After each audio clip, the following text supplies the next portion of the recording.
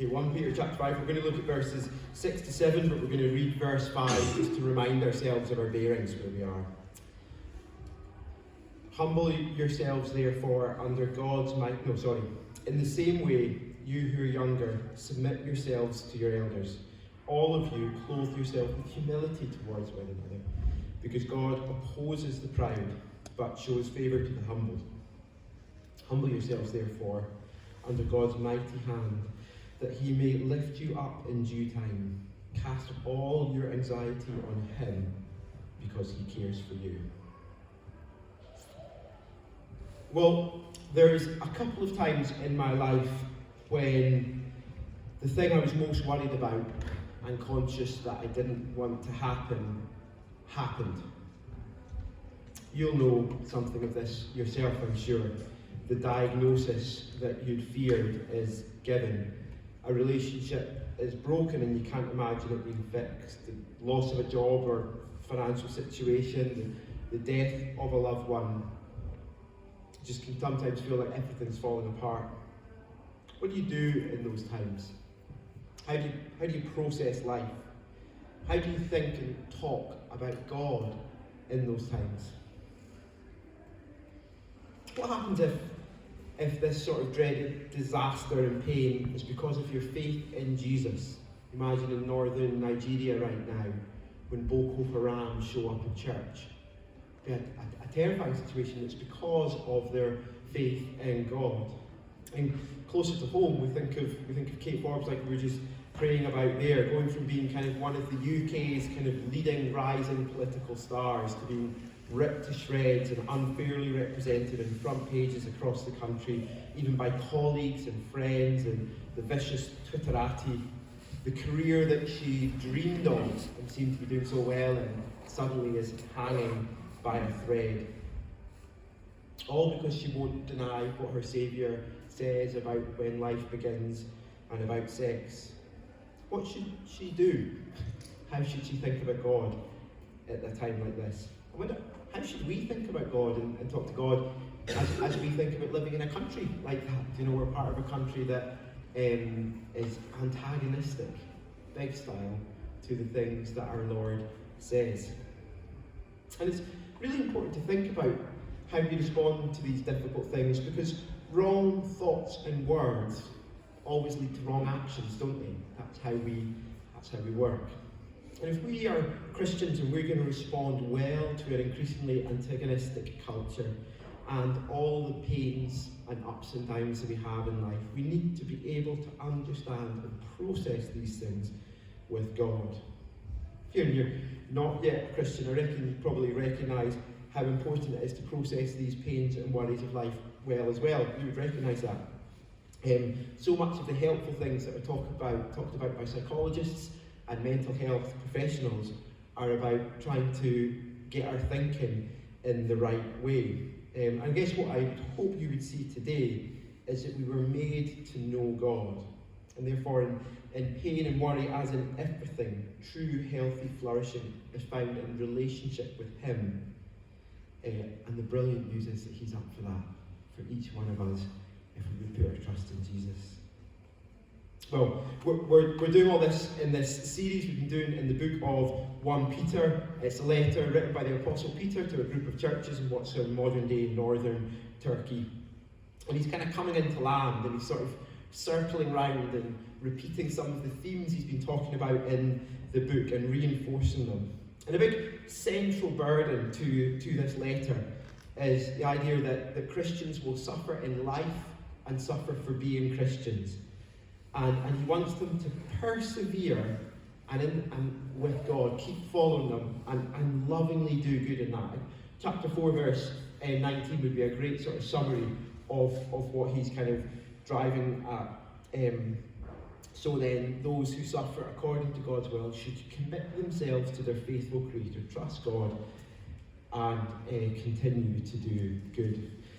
That's kind of a big part of the burden of what he's writing this letter about. He believes they're going to suffer difficult things. They already are. He believes it's going to get worse, and he's right if you look at history. And he wants them to just keep following God and keep lovingly do good in their communities.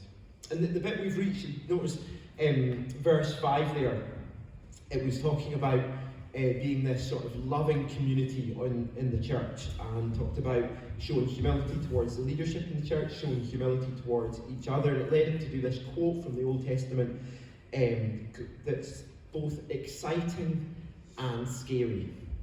God opposes the proud, but gives grace to the humble. Think about that a while. I know there's someone at the door. I don't know. Oh, it's okay. It's open. And here, then Peter then goes on and applies that verse, God opposes the proud but gives grace to the humble, to our suffering, to the difficult things that happen as we follow God. And it's like, when things go wrong, how can you be a grace-receiving, humble person in suffering rather than a proud person who God might oppose in that situation? The truth is, these are weighty verses. These are verses you can lie crying on the living room floor and hold on to. These are weighty, powerful, beautiful verses. You'll notice, and then we're basically told to do two things: humble ourselves as we cast all our anxiety on God, so humbling and casting ourselves, and then there's reasons given after it as to why. And that's basically the structure for our service. We're going to think about humbling ourselves and casting our anxieties on God, and the reasons for giving why. So let's dig in.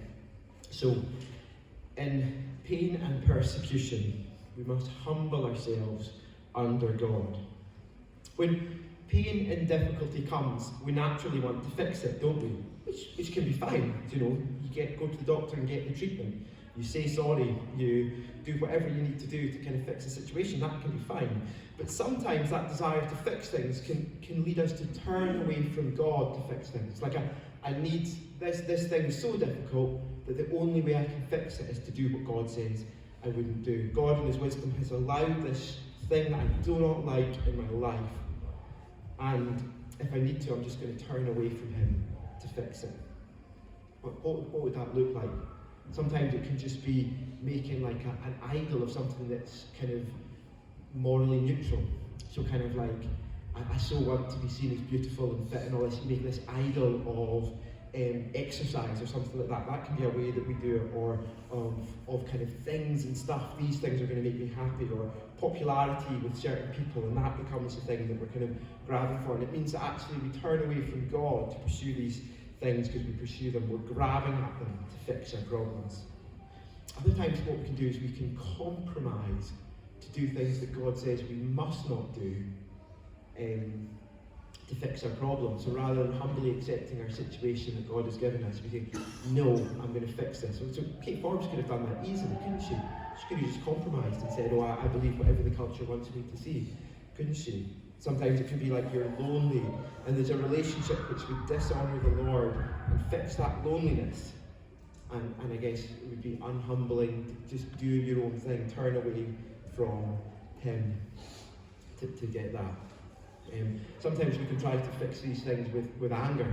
It's a time apparently in the French Revolution when the Christians were being really persecuted, and there was preachers going around basically preaching 1 Peter, saying, take it, lovingly, do good and experience it. But then there was another preacher who went around and said, take up arms. And some Christians did, and it just made everything a whole lot worse when they did. I guess these are examples of not humbling ourselves, of kind of going away from God to, rather than humbly accepting what God has given us, we're like, no, I'm going to fix this. I know what's best for me. And a writer called Paul Tripp points out a really helpful thing about all this. He says, when suffering comes, it shows us if we have a sovereign God, we believe in a sovereign God, or if we believe in a waiter, a kind of sovereign, powerful waiter. So I want you to imagine, just to get this, imagine you go to a restaurant, you're feeling pretty hungry and greedy, and you order the burger. The burger that's got like all the blue cheese and bacon and all the stuff on top. It's got like a big load of chips that come with it, a salad that's tiny and is covered with salad dressing. Do you know, like the most calorific, delicious, greasy burger you could imagine. And then when it comes to it coming out, the waiter brings you just the plainest, most boring salad with absolutely nothing on it. And the waiter kind of looks at you and says, I think this would be better for you, given all you've got going on in life. I think this would be better. I mean, you'd be raging, wouldn't you? You're like, your job is to bring me what I want. That's the job of a waiter, isn't it? Your job is not to like interfere with my life with your opinions. You don't know enough to make that call as to whether this is a good thing for me or not. But I wonder, do we do that with God? When we're raging that he doesn't order life as we think he should, when he sees fit that actually we should go through something really difficult. Doesn't that show how we respond to that? Shows, do we have a sovereign God who we trust? Or do we subtly believe in a waiter? It's like, you're not doing your job, waiter. You might think this is better than me, but I told you just to fix this. I'd love to look at a positive example, an extreme positive example of what it is to humble ourselves under the difficulty of God. I want to tell you about Blandina.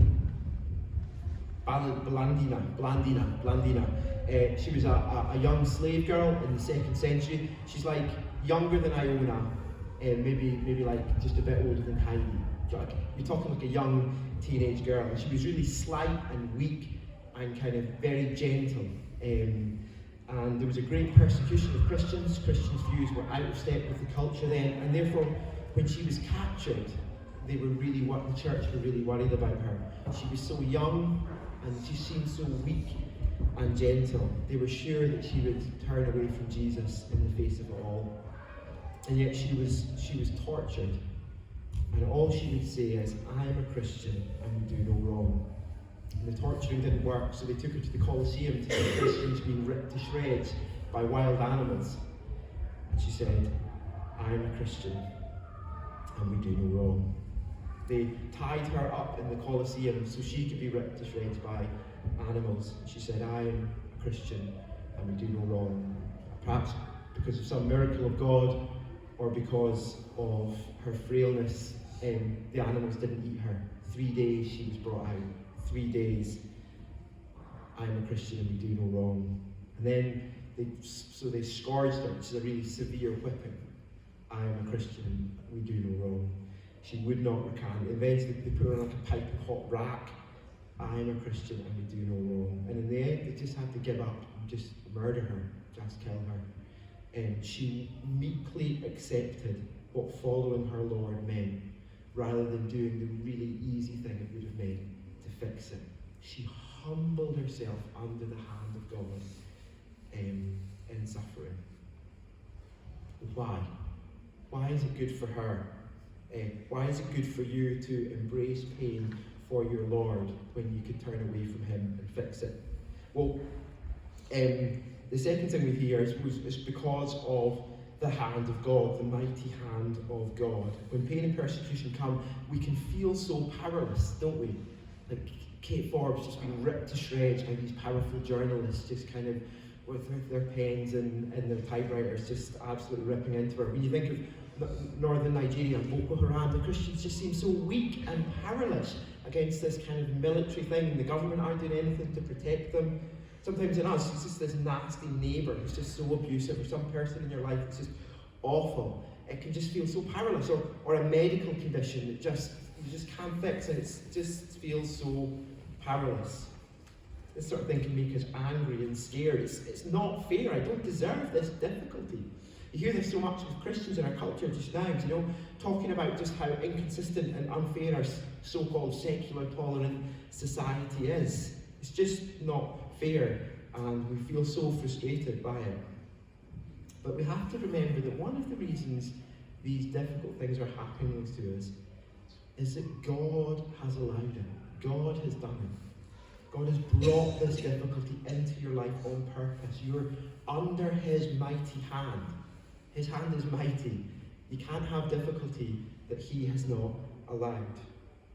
I wonder, do your conversations and thought processes in difficulty and pain that you see in the culture and experience in your life, do they sort of articulate that this is under the mighty hand of God?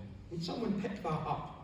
If they were just listening to your conversations through a day, would they pick that up? Wow, they really believe that this difficulty is under the control of an almighty good God.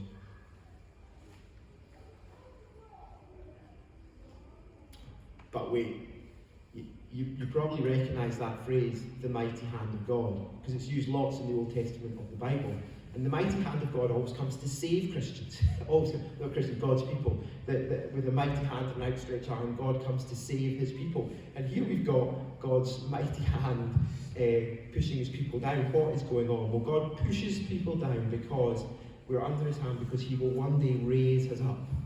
He only brings the difficult thing because he knows it will let him raise us all the higher. This is Peter's whole framework for the Christian life. Those who have been here most weeks for 1 Peter will kind of have this phrase ringing in your head. The Christian life, according to Peter, is a cross-shaped life.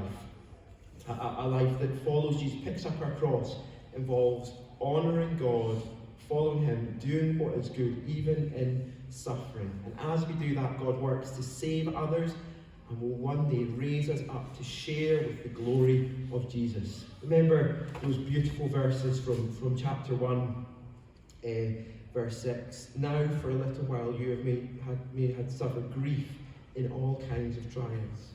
These have come so that the proven genuineness of your faith, of greater worth than gold, which perishes even though refined by fire, may result in praise and glory and honour when Jesus Christ is revealed. As the cross led to glory for Jesus, our cross-shaped life will lead to sharing in Jesus' glory. As we persevere in these trials that God brings into our life, it's like our faith is being refined and being shown to be real, and also all the rubbishy bits that are not really gold are getting brought to the top and taken off. And when Jesus returns, that gold of our trust in him will result in praise and glory and honour through eternity. And the Apostle Paul says it's not worth comparing with the heavy difficulties. It's not. But Blandina, as she sits in eternity, will say, the great things I am enjoying right now are not worth comparing with that week of agony that ended my young life.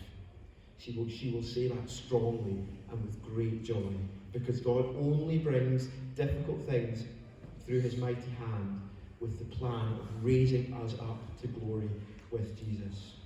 There's lots of mini raisings and pictures of this in just day-to-day life. You might be healed from a disease, apologies are accepted, a relationship is healed and becomes sweet, publicly vindicated, having been wrongly accused. You know, Kate Forbes, maybe she'll win the SNP election, get her dream, or maybe she'll win it in 10 years when she's really old, like my age. Who knows how God will raise her up, or what will happen in her life and in the things that are going on for us. The truth is, we're not guaranteed. But what is the forever raising to come. Blandina is now with her Lord, and when his glory is revealed, the raising up of her and the glory and the praise and honour that she's experienced, she will say that was worth it. And as well as that raising up, there's also a raising up that God does of his people as witnesses. Remember in chapter 2 where it says, live such good lives among those who are not Christians, that even though they slag you off and criticise you, they may see your good deeds and glorify God on the day he visits us. Those sorts of persecution things, when they're being kind of publicly ripped to shreds, it's actually an opportunity where Christians show the greatness of their God. So we can trust that he will change our fortunes and raise us up at the proper time. Whether we get a taste of it in something in the here and now, we might, but we know that there will be one day a raising to come, and it will happen at the proper time. Do you notice that there at the end of verse 6, that he may raise you up in due time. He knows the right time. He knows what you can handle. He will not let you have more than you can receive. Therefore, we can humble ourselves. I'm not going to turn and try and raise myself up. I'm going to receive whatever following you and sticking with your ways gives me. I'm going to trust at the right time you will raise me up.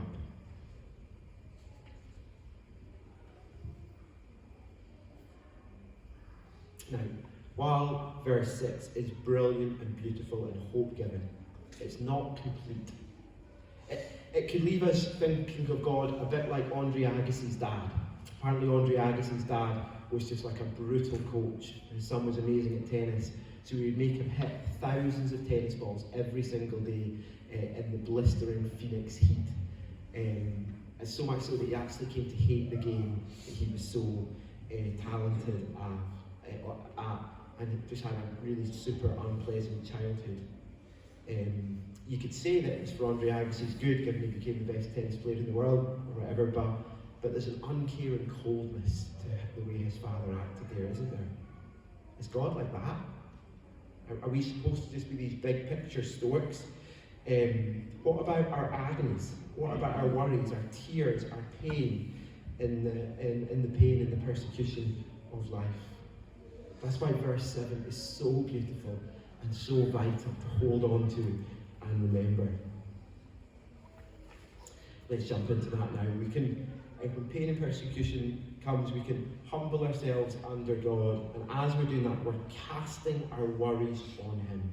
We're invited to give all our worries and pains to God. This is a consistent model of the Bible, like we were just talking to the kids about there. You look at Jesus, my God, why have you forsaken me? The prophets recording their prayers to God. I'm scared, I'm sad, help. You look at the book of Psalms, this massive book of poems of praise and worship. And you read them. I remember reading them as a young Christian. I was like, so many of these are like really upset and scared and worried. We're not supposed to pretend that everything's right and easy in our life. Our relationship with God is supposed to be raw and honest and even angry when that's what's going on for us. And we want to relate to God in everything in this way. Now this helps us humble ourselves unto God's hand, doesn't it? If you don't give God your anxieties and worries, they can fester like a poisonous wound and make you bitter. Or we can end up casting them on other people and become grumblers. Or like we said before, we can try to fix them ourselves as we hold on to our worries. I've got to fix this, and then we go away from Him to fix it.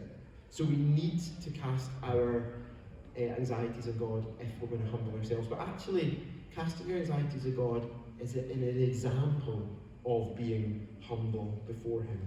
It's like saying, rather than taking this into my own hands, I'm going to entrust it to you, God. I'm really worried about this. And I trust it to you and say, do what is good. Whatever you do, I will follow you. The opposite's really incredibly proud, stupidly proud actually, to say, dear God, I'm going to turn away from you because following you isn't going to go well for me. It's like He's Almighty God and He opposes the proud. This is not a good idea at all. So we are to give God our worries. That's what we're invited and commanded to do. Give, but rather than holding on, I'm going to fix it, we give them to God. But I guess the question still comes, can we trust God with our worries? We can't guarantee He's going to do exactly what we want. So can we trust Him? Is He like that overly strict coach, like an uncaring doctor, just like, oh, this is for your good. I'm just going to cast your worries aside and do what I think is best. There's a greater good here, buck yourself up, deal with it. Is that what God says? We'll look at the second part of verse 7. Cast all your anxieties on Him, because He cares for you. Because He cares for you. He really cares. He may be high and transcendent and dwelling in eternal bliss, but He's deeply emotionally engaged in what's going on in your life.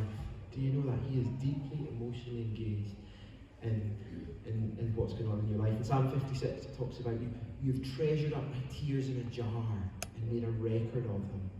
He's not just like, get on with it. He's there deeply caring. He's not like an uncaring coach father like Andre Agassi's dad. He's like a loving father. Remember my friend Dave, his son Paul was due to go on this kind of like rugby tour. He was big enough to go on it was like a few days away. He'd never stayed away from home. And all excited, and then gets to the car park where he's going to get dropped off. Suddenly he's all nervous and he doesn't want to go. And he's crying, "Dad, don't make me go. I don't want to go." And Dave's thinking, what am I going to do here?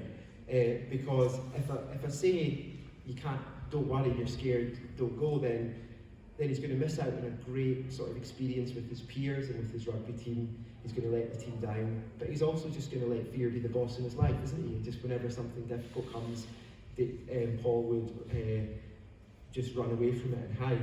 So he had to physically take his son onto the bus. His son's in floods of tears and say, "Go on." He said he got back in the car and he just felt wretched. Did I do the right thing? Oh, and he just felt sick all day until his son phoned that night. I was like, "Oh, it's amazing! Oh, that was so much fun!" Oh. 5 minutes after he got on the bus, the son was absolutely fine, but the dad was aching about it all day. Why? Because he cares. He thrust the son into the thing he didn't want because he cares. But he really cared for him all the way through. There wasn't an uncaringness about it. There was a compassion and a love. Interesting, the Greek word that Peter used here for care, it's only used, I think, twice else in the New Testament. One of them is when Jesus' disciples are led into a terrifying storm on the sea. And it looks like they're basically going to be hardened fishermen are sure they're going to die. Jesus is fast asleep. And they shout at him, "Don't you care? Don't you care that we're going to drown?" Jesus cared. Of course he did. This whole situation was actually a gift to show them his glory. This would do them good. But in the moment they thought, "Oh, you don't care," but he did.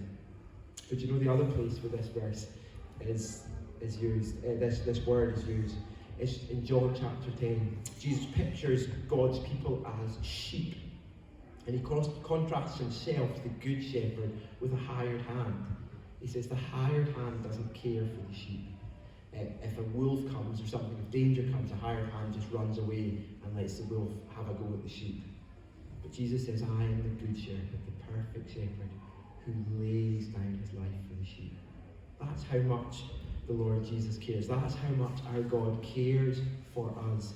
He would lay down his life that we might be saved.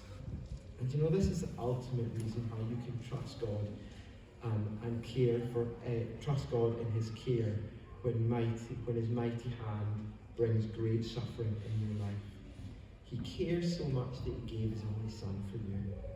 Jesus cares so much that he took your sin and death and agony that he might save you.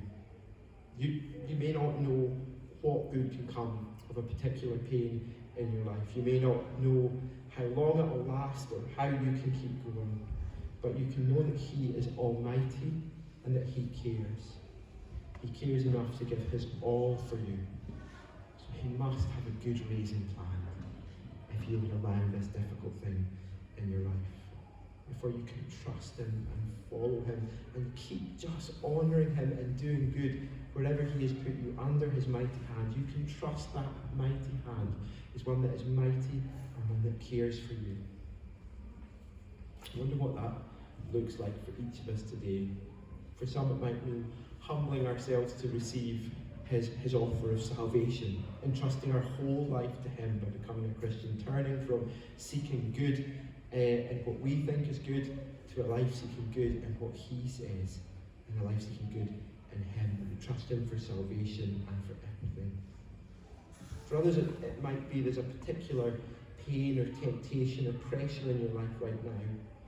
And you just need to trust that he has good, raising purposes in this. He is worth following. It is worth humbling yourself under his mighty hand. He is worth giving those vulnerable parts of your heart to, the angst and the worry and the questions, and just humbly present them and say, "I trust that you care and that you will do what is good." Let's speak to him now about that.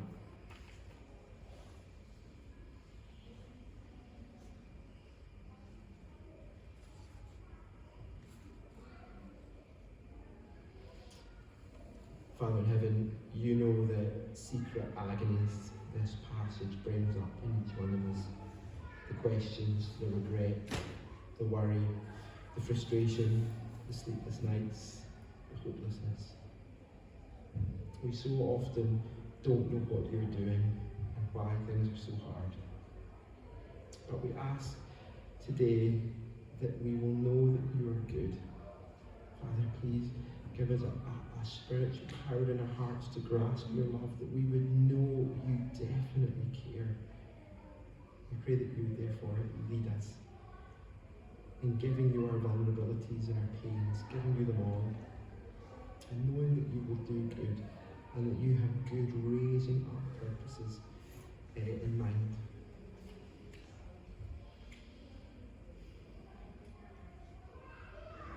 And we do thank you and praise you so much for the raising up that is coming. It's amazing to think of when Jesus returns, the praise and the joy and the lack of pain and tears or sin or loneliness or brokenness. We praise you for the glory and the blessing that are coming to us because of what your Son did for us, because he cares for us. Please help us keep living for that day and rejoicing in the hope that we have in Christ. Amen. Amen. We now get to just keep responding to God in these things as we sing our last three songs.